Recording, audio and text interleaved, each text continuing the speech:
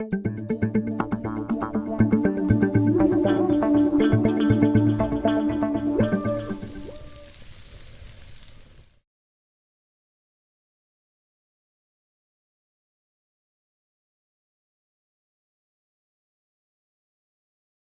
faut de la chance pour réussir.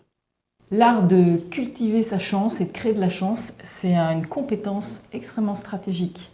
La capacité à être au bon endroit au bon moment, de savoir décoder les signaux, se préparer à une situation nouvelle, c'est une compétence qui est très précieuse.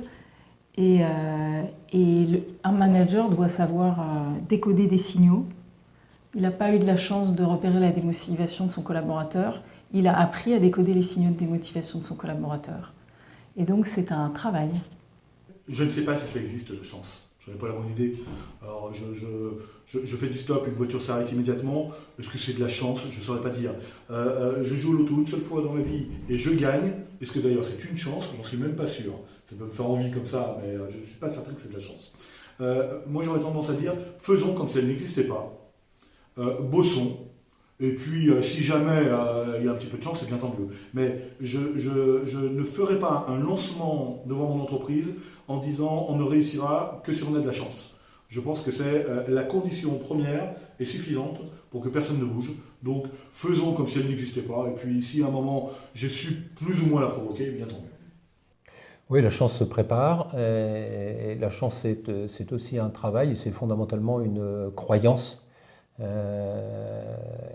Effectivement, si j'ai le sentiment d'avoir pas de chance dans la vie ou de penser que je subis le monde, je ne vais pas avoir beaucoup de chance. Hein.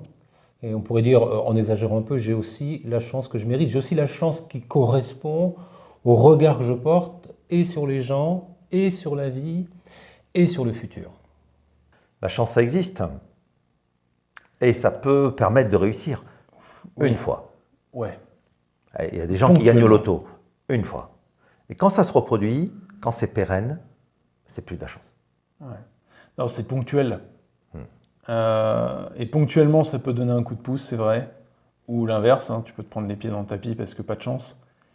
Mais la performance, c'est-à-dire la réussite dans la durée, la chance joue un rôle mineur. C'est beaucoup plus lié au travail qu'à la chance. Le travail, la prise de conscience, la vision, les gens qui t'entourent, enfin, il y a 1000 autres facteurs avant la chance, je pense. Et les consultants qui t'accompagnent. Évidemment, évidemment, ça va de soi. Ça a un peu un rapport avec la proactivité, c'est-à-dire que je me mets en mouvement avant d'attendre que les choses arrivent, et ça c'est un état d'esprit. Ouais, tu parles de croyance, c'est un état d'esprit. Et cet état d'esprit, c'est un travail. Parce que les raisons de ne pas y croire, elles sont très nombreuses dans le monde professionnel, dans le monde managérial.